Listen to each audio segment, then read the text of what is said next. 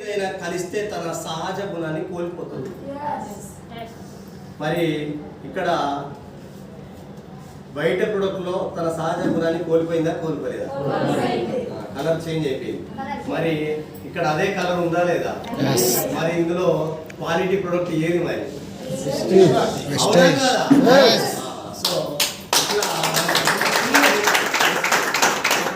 నేనేమి ఇక్కడ మ్యాజిక్ చేయలే, మంత్రాలు చేయలే.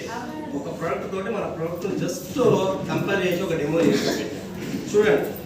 పసుపు తన సహజ గుణాన్ని కోల్పోలే కాబట్టి ఇక్కడ ఒక ప్రోడక్ట్లో ఒక కెమికల్ లేదు అని ఇక్కడ మీకు చూపిస్తున్నాం.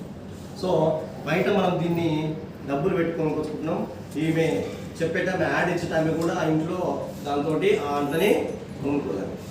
జస్ట్ ఆమె డబ్బుల కోసం పనిచేస్తుంది. సో సరే, ఇంత చిన్న ప్రోడక్ట్ గురించి ఎందుకు అంటే ఇది చిన్నదే వాసన చెప్పాలంటే, కానీ మీరు అందరికీ తెలిసి ఉండొచ్చు.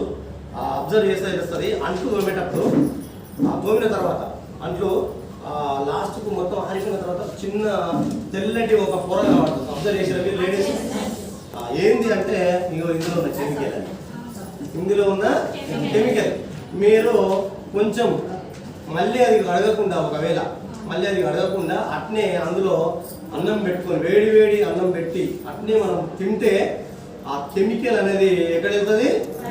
వెళ్తుందా వెళ్ళదా? ఆ అన్నంతో పాటు ఆ కెమికల్, ఆ సబ్బులో ఉన్నటువంటి కెమికల్ మన కడుపులోకి వెళ్తుంది.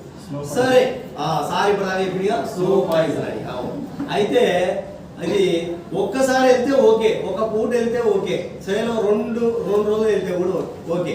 అని ఎప్పటి నుంచి తింటున్నాం అట్లా మనము చిన్నప్పటి నుంచి అది వాడుతూ అట్లా కెమికల్ ఎప్పుడో ఒకసారి పోతూనే ఉంది మనకు. మరి ఏదైనా ప్రాబ్లం వచ్చినప్పుడు ఏదో డాక్టర్ దగ్గరికి వెళ్ళాం. డాక్టర్ దగ్గరికి వెళ్ళినప్పుడు డాక్టర్ ఏమంటుందో, నీకు ఆపరేషన్ చేస్తా, నీకు ట్రీట్మెంట్ చేస్తా, ఒక ₹1,00,000 కావాలి, ₹1,00,000 అవుతాయి అని డాక్టర్ అంటుండు. కానీ అయ్యా బాబు, నువ్వు మీ ఇంట్లో వింబార్ అనే ఒక సబ్బు వాడుతున్నావు, దానివల్ల ఈ ప్రాబ్లం వచ్చింది, అందుకే ఇక్కడ ₹1,00,000 ఖర్చు అవుతున్నాయి, కాబట్టి ఆ సబ్బుని చేంజ్ చేసుకో అని వాళ్ళని చెప్తున్నా. చూడండి, ఒక్క ప్రొడక్ట్ నిన్ను కొన్ని లక్షలు ఖర్చు పెట్టిస్తుంది. హాస్పిటల్లోకి వెళ్ళి కొన్ని లక్షలు, ఒకటే ఒక ప్రొడక్ట్, చిన్న ఒక ప్రొడక్ట్. ఇటువంటి మన ఇంట్లో మార్నింగ్ లేచినప్పటి నుంచి నైట్ పడుకున్నటువంటి ఎన్ని కెమికల్ ప్రొడక్ట్ వాడుతున్నామో మనకి అందుకే మన పరిస్థితి ఇప్పుడు దయనీయంగా తయారైపోయింది. అగమ్య గోచరంగా హాస్పిటల్లో కొట్టి కొంతమంది డబ్బులు లేక అప్పులు చేసి ఉన్న ఆస్తులను అమ్ముకొని ఒక మనిషిని బతికించుకోవడానికి కొన్ని లక్షల కోట్లు